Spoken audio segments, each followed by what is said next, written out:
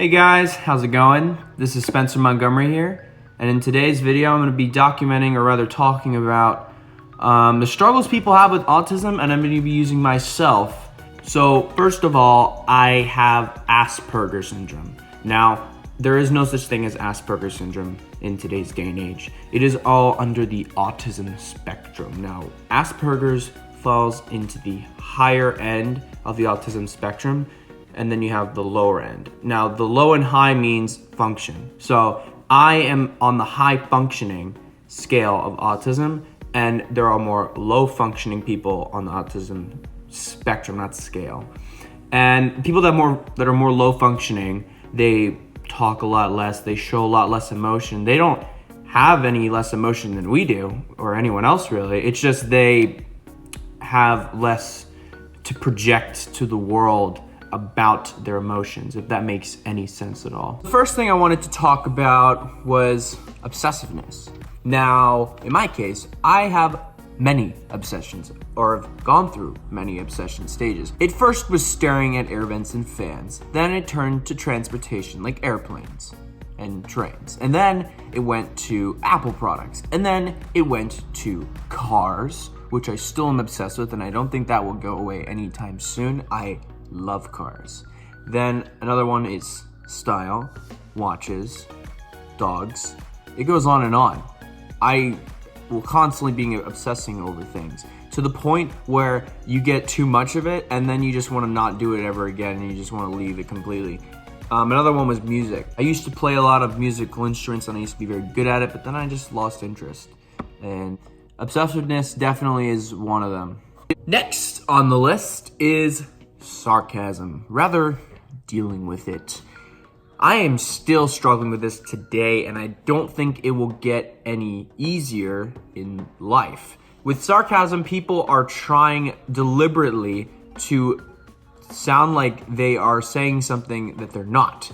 Sarcasm is used a lot in a joking manner, and I use it a lot with my humor, thankfully, because or else I don't think I would be able to be funny. Sarcasm does help with your humor, but for me especially, I have a difficult time regarding if someone's actually meaning that to me or being sarcastic. And I always ask, hey, are you being sarcastic or are you actually serious? And if you are one of these people that struggle with that, don't be afraid to ask, because if you do ask, then you get a better understanding and then you realize, okay, and if people are annoyed with you asking all the time, who cares?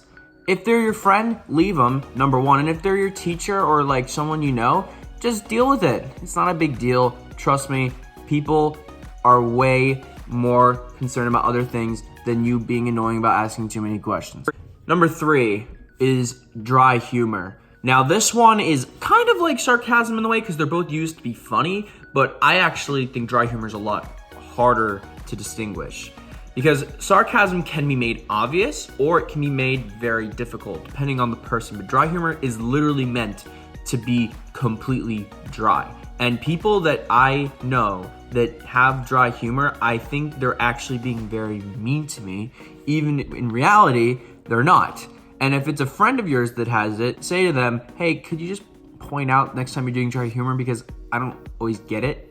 And sometimes, like, if they'll say a joke to me and I'll just be like, oh, yeah, I guess so. And I'll just hope for the best. And sometimes what dry humor is someone saying something to you completely straight-faced without trying to sound funny whatsoever. That doesn't sound funny, and I don't think it's very funny. So dry humor is one that I do struggle with personally. Next on the list is expressions. Oh, expressions. I am not a fan of expressions. Make lemonade out of lemons, do all that. There's just so many expressions, I can't even tell you how many there are. There's too many. Expressions, they're using like metaphors. You're using one thing, saying it's another, and combining them together. And so I take things very literally, and expressions is the ultimate non-literal thing you can say. It's very confusing. I remember my ACE business teacher, she said something like along the lines of, people don't buy stuff on a rainy day, and I'm like, what does that mean?